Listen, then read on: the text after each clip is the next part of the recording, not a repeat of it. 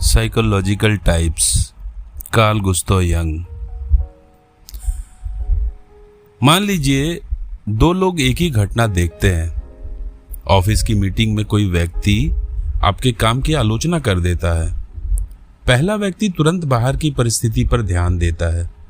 किसने कहा, क्यों कहा, बाकी लोग क्या सोच रहे हैं और अब इसका प्रैक्टिकल सॉल्यूशन क्या हो सकता है।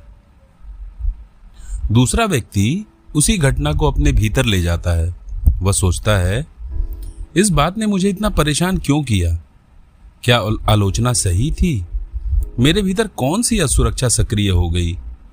इस घटना का मेरे लिए व्यक्तिगत अर्थ क्या है?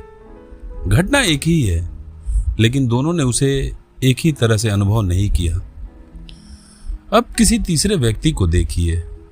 वह निर्णय लेते समय फैक्ट्स और लॉजिक का सबसे अधिक महत्व देता है। चौथा व्यक्ति पूछता है, इस निर्णय का लोगों और रिश्तों पर क्या असर पड़ेगा? कोई वर्तमान वास्तविकता को बारीकी से देखता है, जबकि कोई उसी स्थिति के भीतर छिपी भविष्य की पॉसिबिलिटीज पकड़ लेता है। हम सब एक ही दुनिया में रहते हैं, लेकिन शायद हम मानसिक रूप से एक ही दुनिया को देखते नहीं।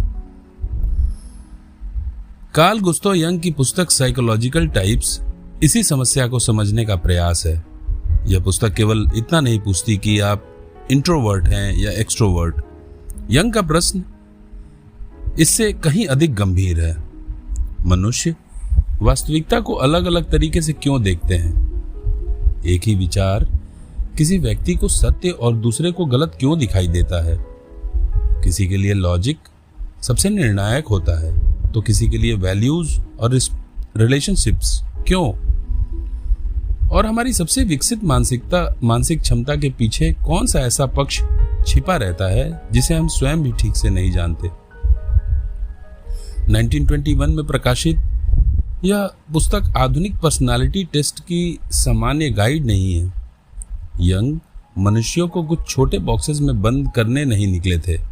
वह यह समझना चाहते थे कि चेतना यानी कॉन्शियस माइंड दुनिया की ओर किस दिशा में जाती है और उपलब्ध अनुभवों को समझने के लिए किन मानसिक फंक्शंस का प्रयोग करती है। इस पुस्तक तक पहुंचने के पीछे यंग का एक व्यक्तिगत और बौद्धिक संघर्ष भी था। उन्हें फ्रीउड के साथ काम किया था।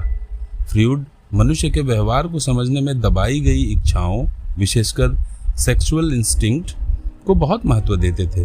दूसरी ओर अल्फ्रेड एडलर व्यक्ति की शक्ति